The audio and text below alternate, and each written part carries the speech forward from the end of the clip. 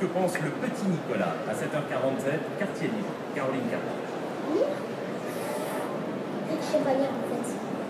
Parce qu'il faut être en CP1 ou en CP2 pour apprendre à lire, pour apprendre.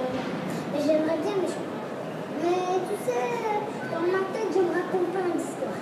Quand je serai écrire, je vais écrire des livres. Moi, j'invente, après, j'essaye. Mais tu sais ce que je vais écrire, je vais écrire mon cœur, tout, tu vois, des choses d'amour. Mais toutes ces amoureuses sont amoureuses avec Louis. Louis, lui, il est tellement joli que toutes les amoureuses viennent s'embrasser avec lui. Ils sont toujours d'amoureux. Je sais pas comment il fait. C'est comme ça. Parfois on est beau et parfois on n'est pas beau. C'est comme ça. On dirait que dans ma tête, on dirait que les filles m'aiment pas, on dirait. Parce que Margot, elle était amoureuse de moi avant. Maintenant, elle est amoureuse avec lui. Et puis avant, j'étais amoureuse avec Talia. Et maintenant, c'est Louis. Je comprends pas pourquoi c'est comme ça. J'ai envie d'être gentille, moi. Et puis, elles me disent tout le temps, je suis déjà mariée, je suis déjà mariée, je suis déjà mariée. Je comprends pas. Hein. J'en peux plus. J'en renvoie des livres. Le livre du petit Nicolas, ça marche pas. En fait. Alors j'essaye d'envoyer des fleurs. Elle me dit c'est très joli, mais je suis déjà mariée. J'essaye de leur donner une fleur qui est tellement jolie, elle s'appelle Iris. Et puis je leur donne, et puis elles me disent non, tu as l'air pour toi, je suis déjà mariée. J'en peux plus. J'essaye tout. Je leur donne mes jouets à moi, elles me disent non. En plus, c'est des jouets de souvenirs de mon grand-père, de ma grand-mère arrière. Et puis, elles me disent non, garde pour toi, je suis déjà mariée. J'en peux plus. J'en peux plus. Je sais pas. Je vais devenir un vaurien, c'est sûr. Vous avez vu comment il a organisé l'information, c'est touchant, n'est-ce pas? Vous avez vu comment il n'a pas simplement organisé l'information pour commencer à se maltraiter déjà, mais en plus il fait une programmation pour l'avenir. Alors à 5 ans, ça serait intéressant de s'intéresser sans ici faire procès de qui que ce soit, mais dans quel contexte cet enfant vit pour prêter autant d'attention à l'amour à 5 ans.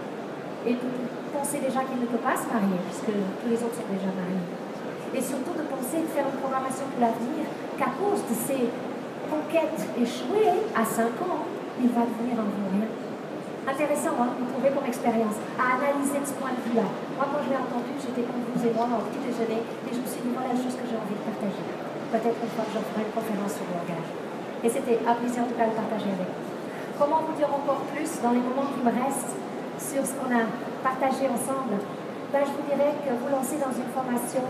Ce que je vous parle ici du métamodèle, ce qui vous permet, avec un questionnement fin, la capacité, lorsque vous écoutez les gens, d'analyser à quel niveau ils sont. Est-ce qu'ils font une omission, comme chérie, je sors ce soir, on n'était pas content avec ce que tu as fait hier, ou tout simplement avec toi, c'est toujours comme ça? Ça, c'est déjà une généralisation. Est-ce que c'est vraiment toujours? Jamais tu ne sors comme un coup? Vraiment jamais? Je n'ai jamais sauté. Oui, la capacité de savoir poser ces questions. Peut-être encore la plus, une que je ne vous ai pas donné des exemples, c'est les distorsions. C'est la plus dangereuse. C'est celle qui fait les problèmes dans la société et on ne le sait pas. C'est celle qui fait que vous manipulez les autres et on vous manipule à votre insu. Lorsqu'on vous dit, chérie, ce soir, si tu sors, c'est la preuve que tu ne l'aimes pas. C'est une distorsion. Ce n'est pas parce qu'il sort qu'il ne vous aime pas. Et ce n'est pas non plus parce qu'il reste à la maison qu'il vous aime. Mais c'est comme ça qu'on manipule les gens. C'est comme ça qu'on arrive à enfermer nos enfants quand on leur dit, si tu dis ce que je t'ai fait ou ce qui vient de passer, maman mourra. C'est comme ça qu'on arrive à garder sous silence des enfants qu'on a pourtant avertis qu'il ne fallait pas qu'on fasse certaines choses avec eux. C'est avec la structure de langage. C'est avec cette même structure de langage que la police a affaire à des jeunes délinquants qui leur disent, mais pourquoi avez-vous tabassé cette personne-là? Il nous a regardé de travers, il nous a cherché. Vous voyez, il nous a regardé de travers, c'est un fait, on appelle ça l'équivalence concrète. Ce qui est concret, c'est le fait. Peut-être il a regardé. Le travers, c'était déjà une interprétation. Et il nous a cherché cette distorsion, quelque chose qui était là. Et avec ces distorsions-là, on peut se permettre n'importe quoi comme comportement. Et c'est important qu'on sache les décider. Alors, le métamodèle lui-même fait partie du gros cursus qu'on appelle le cursus de praticien. Moi, personnellement, je dis toujours aux gens, ne vous intéressez pas à un cursus aussi important tout de suite. On peut le faire plus tard. Pourquoi pas tout de suite?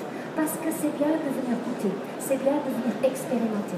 Nous avons dans notre école, au collège en PNL, je vous ai dit au départ, une formation qui est en 2 jours, qu'on appelle Application et découverte de la programmation neurolinguistique, la PNL, au mieux pour tout le monde, la psychologie appliquée. Et ces jours de découverte vous permettent de passer à travers un processus. Vous allez apprendre déjà 5-6 outils qui vont vous permettre d'expérimenter, qui vont vous permettre le lendemain, peu importe les discussions que vous allez avoir avec des interactions avec des gens qui vous entourent, vous allez pouvoir créer un rapport de confiance. Vous allez pouvoir la mettre à l'aise, commencer à identifier certaines choses dans leur langage. Parce que vous savez ce que je vous ai expliqué là, qu'on appelle le VINCOG, le visuel auditif, ben, ça s'entend au niveau du langage. Si les gens parlent plutôt en vision, en lumière, ou ils vous parlent plutôt, est-ce que tu entends ce que tu me dis? Si c'est un visuel, il y a de sortes qui vous disent non, je vois ce que tu me dis, et j'entends pas. D'accord? Et même parfois, ils ne vous le disent pas, mais fait qu'on parle des langues différentes. Et donc ça, c'est vraiment intéressant, des survécus. J'aimerais aussi vous parler comment vous dire ça, un modèle qu'en 2 jours, de toute façon, vous ne ferez pas le tour, qui s'appelle les niveaux logiques. Et c'est un modèle qui vous permet de vous aligner. Parce que lorsque vous êtes dans n'importe quelle situation, vous avez automatiquement un environnement. Depuis qu'on est, c'est vraiment cette capacité qu'on a d'être humain, c'est qu'on est quelque part à un moment donné. Et c'est ça qui fait l'environnement. Après, nous agissons à l'intérieur de cet environnement. C'est ce qu'on appelle les comportements. D'accord? Pour agir et pour avoir des comportements, il nous faut des capacités, des savoir-faire, des expériences que nous avons acquises tout au long de notre vie. Sachez que la PNL se situe à l'intérieur. C'est une capacité, celle de savoir communiquer. Donc, vous êtes au niveau capacité. Plus haut que les capacités, qu'est-ce qui gère nos capacités? Nos croyances. Lorsque vous pensez que vous ne pouvez pas faire ceci ou cela, il y a de fortes chances que vous ayez de la peine à y arriver. Et c'est d'ailleurs comme ça, lorsque un enfant a quelques petits, je n'aime pas utiliser ce mot, échec, à l'école et qu'on lui dit t'es nul, parfois elle compte cela jusqu'à 50 ans. Et il finit par y croire. D'accord? Alors ça, c'est ce qu'on appelle nos croyances. On ne parle pas ici de croyances religieuses, même si je n'ai rien contre. On parle ici, qu'est-ce qu'on pense à propos? Qu'est-ce qu'on s'est forgé comme croyance en vivant? D'accord? Plus haut, vous avez qu'est-ce qui est important pour vous? Ce qu'on appelle les valeurs. Et tout ça commence à régir tout le reste. Lorsque les gens sont malheureux, ils oublient rarement de se poser la bonne question. Quelle est la valeur qui est derrière cela? Qu'est-ce qui fait que je ne vis pas, qui fait que je me sens malheureuse? Lorsque je me sens agressée, que je me mets en colère, c'est une émotion très forte. Quelle est ma valeur importante pour moi qui a été piétinée? Et que pour cette raison, je me mets en colère. Parce que cette émotion ne naît pas par hasard. Et plus haut que les valeurs, vous avez l'identité. Qui suis-je? Et surtout, dans une situation, quel rôle j'ai? Et ça permet aux gens qui sont très associés, un petit peu comme moi, vous savez, qui s'engagent tout le temps. Ces gens-là, ils doivent apprendre comment se finit sur leur royaume. C'est ce qui fait que parfois ils commencent à tirer dans tout ce qui bouge, avec de plein de bonnes intentions, hein, vous savez, mais on n'est pas à notre place. Donc le fait de bien définir quelle est mon identité, quel est mon rôle dans cette situation est extrêmement important. Et après, nous ne sommes pas seuls. Peu importe quelle est l'analyse que vous faites avec les niveaux logiques, l'identité, vous voyez, on arrête là, c'est l'individu. Mais au-delà de nous, qui d'autre? Qui est concerné par ce qui se dit là? Qui est concerné par cette problématique? Alors, cet outil-là, vous l'apprenez aussi dans ces 2 jours.